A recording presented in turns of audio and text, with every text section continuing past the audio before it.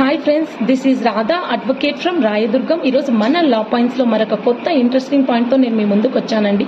ఒక వ్యక్తి తన తొందరపాటుతో కానీ లేదంటే నిర్లక్ష్యంతో కానీ మరొక వ్యక్తి మరణానికి కారణమైతే అతనికి మన చట్టంలో బిఎన్ఎస్ సెక్షన్ 106 క్లాజ్ 1 ప్రకారము అతనికి 5 సంవత్సరాల కఠిన కారాగార శిక్ష మరియు ఫైన్ అనేది పడుతుందండి.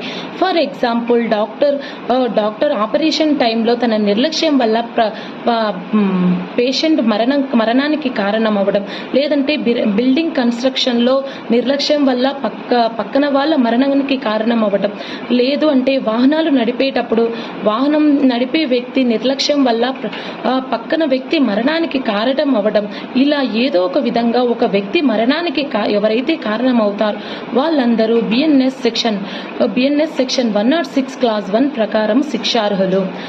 అంతేకాక ఒక డాక్టర్ తన ఆపరేషన్ టైంలో నిర్లక్ష్యం వల్ల వేరే వ్యక్తి ప్రాణహాని జరిగితే అతనికి 2 years జైలు శిక్ష మరియు ఫైన్ అనేది పడుతుందండి. ఒకవేళ ఒక వాహనం నడిపేటప్పుడు మన వల్ల వేరే వ్యక్తి ప్రాణహాని జరిగినప్పుడు అతనికి వెంటనే మనం అతని సంబంధికులకు కాల్ చేసి చెప్పడము, లేదంటే నియర్ బై పోలీస్ స్టేషన్లో ఇన్ఫార్మ్ చేయడము మనకి మంచిది. లేదండి మనం అక్కడి నుంచి వెళ్ళిపోవడం వల్ల మనకి చట్టం ద్వారా బిఎన్ఎస్ సెక్షన్ 106 క్లాజ్ 2 ప్రకారము compulsory 10 years imprisonment and fine అనేది పడుతుందండి. సో కంపల్సరీ మనం ఎవరైనా మన వల్ల ఎవరికైనా ప్రాణహాని జరిగితే మనము నియర్ బై ఉన్న పోలీస్ స్టేషన్లో కానీ లేదంటే వాళ్ళ సంబంధికులకు ఇన్ఫార్మ్ చేయడం మన బాధ్యత. లేదంటే చట్టం కంపల్సరీ శిక్ష అనేది పడేలా చేస్తుందండి. So be careful everyone. ఏదైనా ఒక పని చేసేటప్పుడు చాలా జాగ్రత్తలు అనేది వహించండి. వాహనాలు నడిపేటప్పుడు ఈ రోజు మనం చూస్తూనే ఉన్నాం, ఎన్నో యాక్సిడెంట్లతో చాలా మంది చనిపోతున్నారు.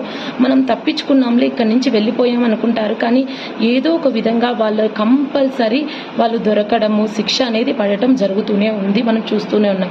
సో అందరూ జాగ్రత్తగా ఉండండి. ఇలాంటి మరిన్ని అప్డేట్స్ కోసం మన ఛానల్ని లైక్ చేయండి, సపోర్ట్ చేయండి, కామెంట్ చేయండి, ఫాలో చేయండి, ఇంకా మీ ఫ్రెండ్స్కి ఫ్యామిలీస్కి షేర్ చేయండి.